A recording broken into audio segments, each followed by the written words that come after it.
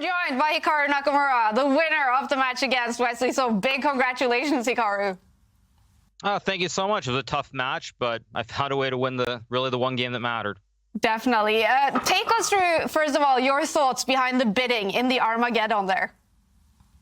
Yeah, I mean, I was actually very surprised how close it was. I thought when it's funny. Originally, I was going to bid in the 950s because I thought there's no way Wesley would go below 10 minutes. I thought I was going to bid like 950, 955, just something under 10.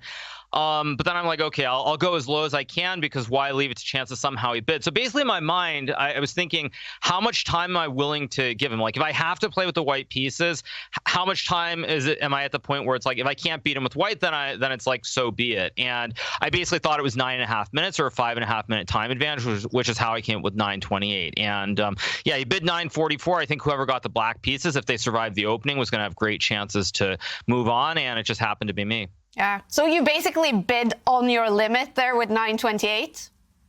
Well, I mean, I maybe I'll play Magnus and bid lower. You never know. But sort of, I basically looked at it and I thought, okay, what is the time at which, if I have to play with white and I play and let's just say I don't win the game, where am I going to be like, it's like, okay, I had this time edge. That's life. Wesley was better than me.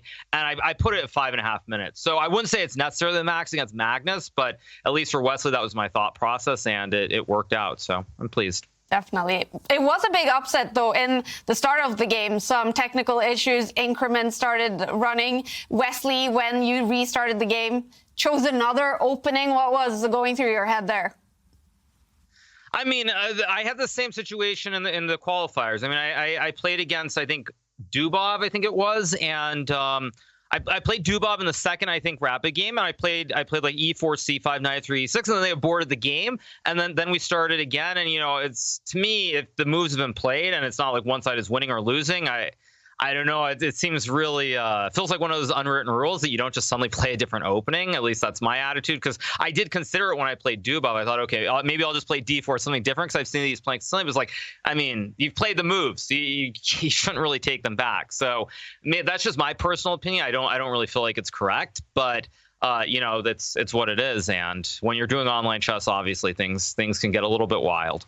Definitely. And I think the whole chess world is so excited to see you back on the Champions Chess Tour, Hikaru, now with a new format, double elimination, the time control being 15+3. What do you think about it so far?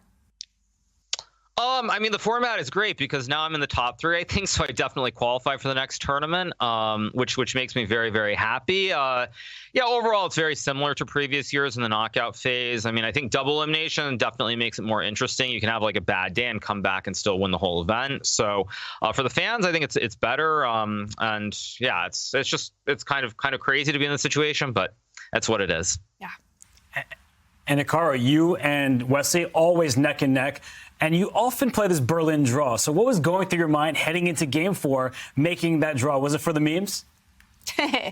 Well, I mean, first of all, like Armageddon is always better content than having no Armageddon. I think tie breaks or Armageddon are always better than not having them. That's the first thing. But I mean, really, Wesley and I have played a lot. We played in the Chess Global Championship last year in Toronto. And I mean, that match was actually very similar to this. It's just at the very end, I tried really hard to push and win with white in the 7th game, and it didn't work out. It backfired. Wesley won that game, won the last game, and then he won the tournament very deservedly. So, and this match was very similar. And I just told myself, I'm not gonna do anything insane there. I have the white pieces in the last game, and I felt very confident. I mean, to me, the thing that's surprising is just how low Wesley bid, because, like I said, I assumed that I was going to bid lower than him. I really never thought there was any way he was going to bid below like 11 minutes. I just didn't see it happening. So I'm just glad that I went with what I thought was the max. I think if the colors were reversed, there's a very good chance that Wesley's in the final instead of me.